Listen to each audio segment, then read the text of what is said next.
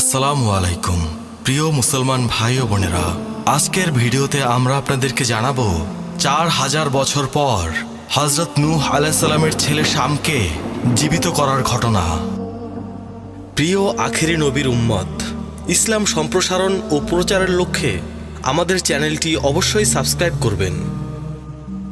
কবর সত্য, মৃত্যু সত্য, কবর আমাদের সামনে অবশ্যই আসবে।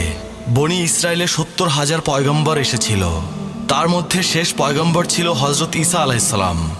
হযরত ঈসা আলাইহিসসালাম যখন বনি ইসরায়েল সম্প্রদায়কে তার ধর্মের দাওয়াত দিচ্ছিলেন, তখন বনি ইসরায়েলের লোকেরা একদিন ওনাকে বলল, হে আল্লাহর পয়গম্বর ঈসা, আমরা তোমার হাতে হাত রেখে কালেমা পড়ে মুসলমান হতে পারি, কিন্তু আমাদের একটা শর্ত আছে। ঈসা আলাইহিসসালাম বললেন, কি তোমাদের শর্ত, বলো আমাকে। তখন বনি ইসরায়েলের লোকেরা বলল, তুমি তো অনেক মৃত মানুষকে জীবিত করেছ, কিন্তু এখন আমাদেরকে আরেকজন মানুষকে জীবিত করে দেখাও। হযরত নূহ আলাইহিস সালামের ছেলে অনেক আগে মারা গেছে।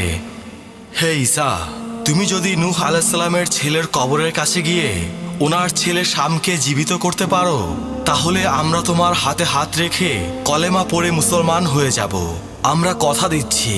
প্রিয় ভাই ও বোনেরা, বলুন সুবহানাল্লাহ। এরপর ঈসা আলাইহিস সালাম যেটা করলো, তার সম্প্রদায়ের লোকদেরকে ডাকলো এবং বলল, হে আমার সম্প্রদায়ের লোকেরা, আমি অবশ্যই তোমাদের কথা রাখবো, চলো আমার সাথে, আমরা নূহ আলাইহিস সালামের ছেলের কবরের কাছে যাই। এরপর সম্প্রদায়ের লোকদেরকে নিয়ে ঈসা আলাইহিস সালাম নূহ আলাইহিস সালামের ছেলের কবরের কাছে চলে আসলেন। এসে দেখলেন ওনার ছেলের কবর অনেক লম্বা। প্রিয় ভাই ও বোনেরা, হযরত নূহ আলাইহিস সালামের ছেলে শাম এর উচ্চতা ছিল 170 হাত। তাহলে চিন্তা করুন তিনি কত লম্বা ছিলেন। তার উচ্চতায় যদি 170 হাত হয়, তাহলে তার কবর নিশ্চয়ই আরো লম্বা ছিল।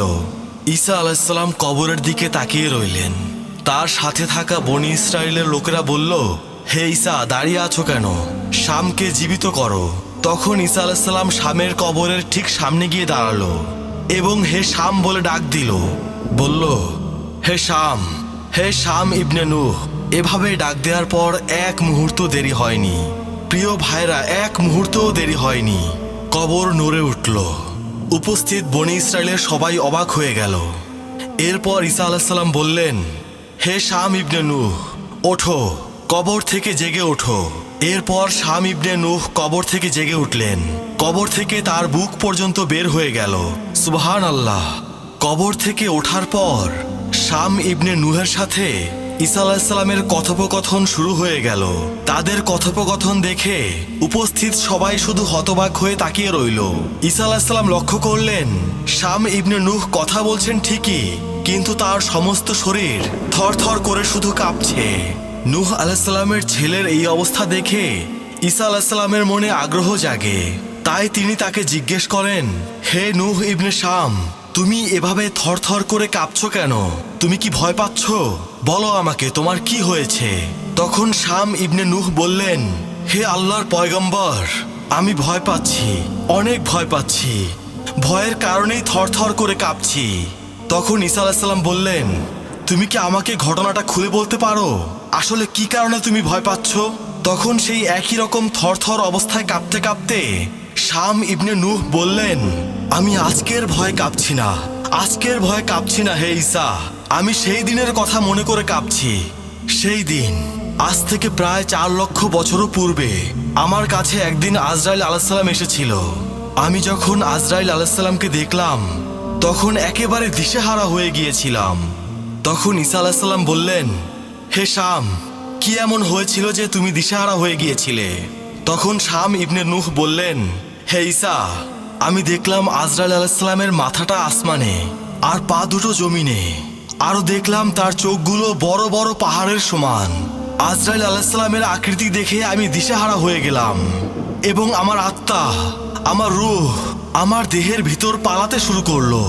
আপনি অবাক হবেন হে ঈসা, আমার রূহ আমার শরীরের এক জায়গায় না, 2 জায়গায় না, 3 জায়গায় না, শরীরের ভেতর 80 জায়গায় পলায়ন করলো। কিন্তু হে ঈসা, আমার শেষ রক্ষা হলো না। আজরাইল আলাইহিস সালাম আমাকে থাবা দিয়ে ধরলো। তিনি যখন আমাকে থাবা দিয়ে ধরলো, তখন আমি ভয় পেয়ে গেলাম। আর সেই যে ভয় পেয়ে থরথর করে কাঁপা শুরু করলাম, সেই কাঁপুনি আমার এখনো শেষ হয়নি। আমি আজ পর্যন্ত সেই ভয়ে কাঁপছি। আল্লাহু আকবার। তারপর শাম ইবনে নূহ বলল, যেহেতু আমার কাঁপুনি এখনো শেষ হয় নাই, তার মানে আমার অন্তর থেকে আজরাইল আলাইহিস সালামের ভয় এখনো দূর হয় নাই।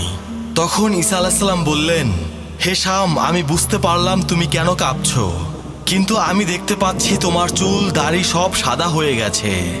হে শাম, তোমার চুল দাড়ি তো সাদা হওয়ার কথা নয়, কারণ আগের নবী রাসূল এবং উম্মতদের কারোই চুল দাড়ি সাদা হতো না। আর এটা তুমিও জানো তোমার বাবা নূহ আলাইহিস সালাম পৃথিবীতে 1400 বছর জীবিত ছিল। প্রিয় ভাই ও বোনেরা, যদিও নূহ আলাইহিস সালাম 1400 বছর জীবিত ছিলেন, কিন্তু তার একটি চুল দাড়িও সাদা ছিল না। আবার বাদশাহ জুলকারনাইন, তিনি পৃথিবীতে 1600 বছর জীবিত ছিলেন, তারও একটি চুল দাড়িও সাদা ছিল না।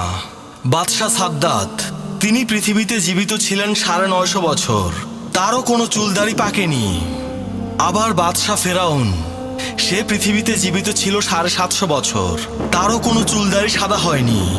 এমনকি আমাদের আদি পিতা হযরত আদম আলাইহিস সালাম, তিনিও পৃথিবীতে 1000 বছর জীবিত ছিলেন, কিন্তু তারও একটি চুল দাড়িও সাদা হয়নি। সুবহানাল্লাহ। এরপর ঈসা আলাইহিস সালাম শাম ইবনে নূহকে বললেন, তার মানে আগে সকল নবী রাসূল এবং উম্মতদের কারোই চুল দাড়ি সাদা হতো না, তোমার চুল দাড়ি সাদা হলো কিভাবে? আমি জানতে চাই, তুমি আমাকে জানাও শাম। তখন শাম ইবনে নূহ বলল, হে আল্লাহর পয়গম্বর, আমার চুল দাড়িও সাদা ছিল না, আমার চুল দাড়ি কালোই ছিল। কিন্তু আপনি যখন আমার কবরের সামনে এসে আমার নাম ধরে ডাক দিলেন, তখন আমার মনের ভেতরে নতুন ভয় জেগে উঠল। আমি ভাবলাম, হাসরের ময়দানে ওঠার জন্য আল্লাহর ডাক শুরু হয়ে গেল কিনা। আমার অন্তর কেঁপে উঠল, কারণ কিয়ামতের ময়দানে আমার জীবনের সকল হিসাব নিকাশ দিতে হবে। আমি কিভাবে আমার জীবনের হিসাব নিকাশ দেব? আল্লাহর সামনে দাঁড়িয়ে কিয়ামতের মাঠে হিসাব দেওয়ার ভয়ে, হিসাব দেওয়ার চিন্তায় কবর থেকে ওঠার সময় আমার চুল দাড়ি কালোই ছিল, কিন্তু ওই ভয়ে আর ওই চিন্তায় কবর থেকে ওঠার সময় আমার চুল দাড়ি সাদা হয়ে যায়। সুবহানাল্লাহ। প্রিয় মুসলমান ভাই ও বোনেরা, ওই কবর, ওই মৃত্যু সবার সামনেই আছে, সবার সেভাবেই জীবনযাপন করা উচিত। আল্লাহ পাক পবিত্র কোরআনে ইরশাদ করেছেন, মানুষ দুইটা জিনিস সম্পর্কে জানে না। এক, আগামীকাল তার রিজিক কোথা থেকে আসবে এবং কিভাবে আসবে, মানুষকে মহান রাব্বুল আলামিন এই ক্ষমতাটি দেননি। আর দুই, মানুষ জানে না কিভাবে মারা যাবে, মানুষকে মহান রাব্বুল আলামিন এই ক্ষমতাটাও দেননি। মানুষ জানে না কখন কিভাবে সে মারা যাবে। প্রিয় মুসলমান ভাই ও বোনেরা, আজকের ভিডিও এ পর্যন্তই। ইসলামের স্বার্থে চ্যানেলটি সাবস্ক্রাইব করতে ভুলবেন না। আর আরও কিভাবে আমরা ইসলামের জন্য কাজ করতে পারি সেটা কমেন্ট করে জানাবেন। আপনাদের পরামর্শের অপেক্ষায় থাকব। সবাই ভালো থাকবেন। আল্লাহ রাব্বুল আলামিন আমাদের সবাইকে হিদায়াত দান করুন। আমিন।